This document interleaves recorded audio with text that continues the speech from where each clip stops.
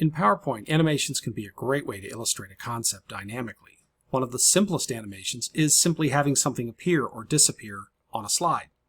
PowerPoint has many options for this.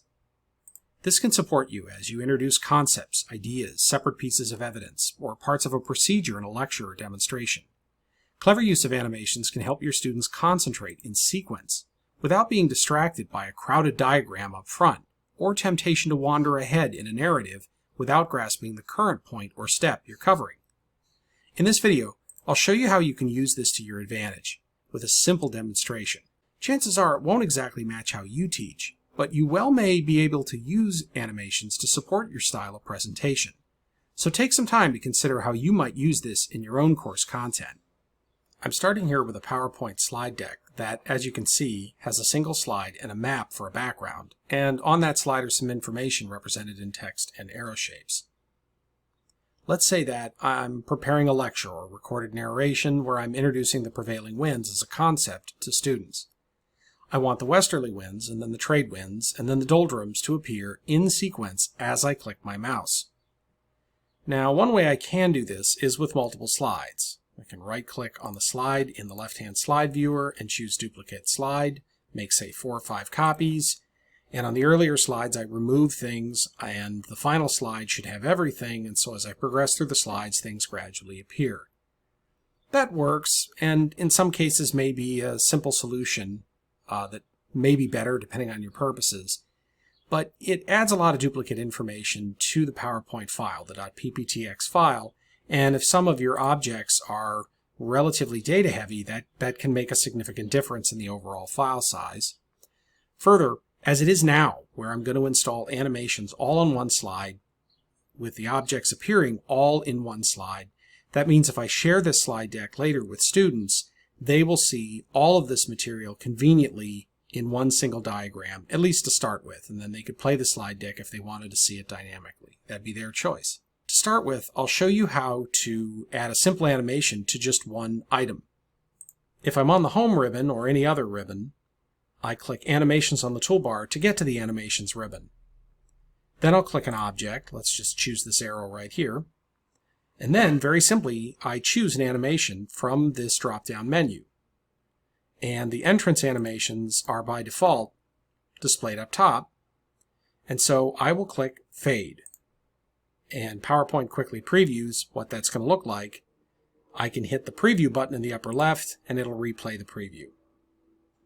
Now I'll add another animation. Very simply, I'll choose an arrow, click it to highlight it, and I'll click Fade again. Then if I choose Preview, it's going to play them in sequence. Now it's not going to wait for me to click the screen a couple of times to activate them like it will in a real slideshow.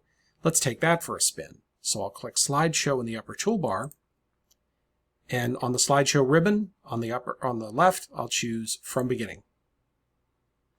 So now I have to click the slide once, twice, and the animations are complete on this slide.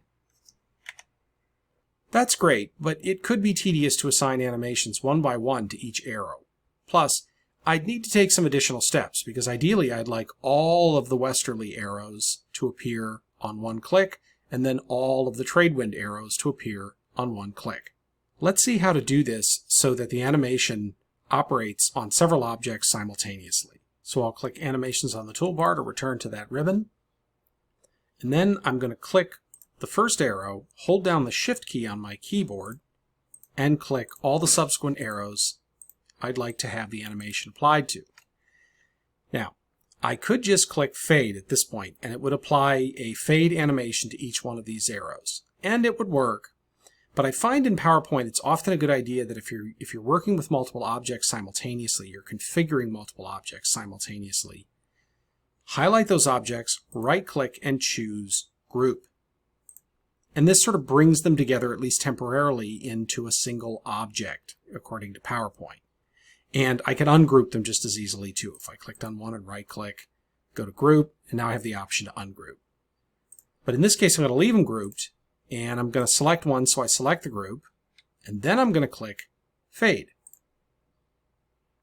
And now I'm going to do that with the trade wind arrows as well.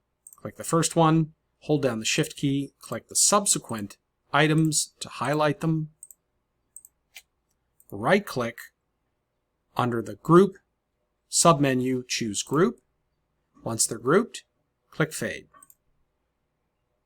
And lastly, I'll do that with the two text callouts for the doldrums at the equator.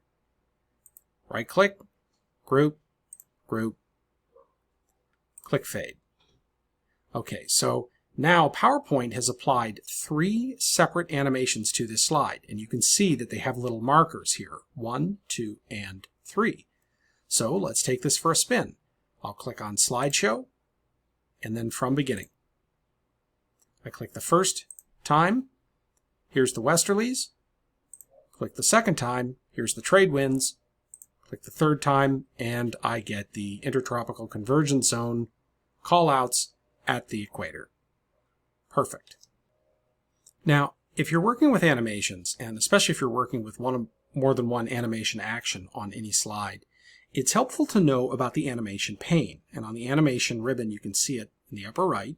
We'll click that, and it's going to open as a sidebar menu. This displays the individual animations that you've programmed onto the slide in the order that they will take place. Okay?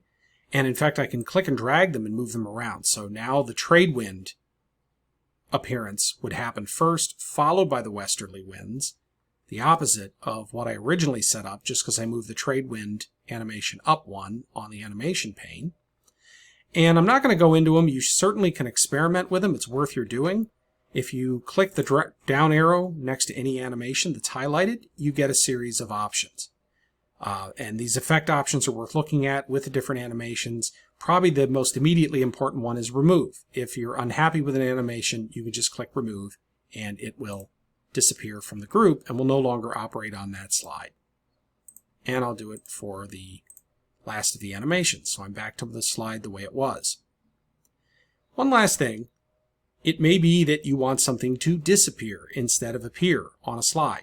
And I'll just choose one of my groups as an example. So I'll click an arrow in that group. From the animation's main menu, click the drop down. Under Exit, I see Fade. And you can probably guess what that's going to do. I'll click Fade. Get a quick preview. Now if I go to Slideshow and I preview the actual, or I actually play the slideshow, I click on the screen and the animation takes away those particular elements.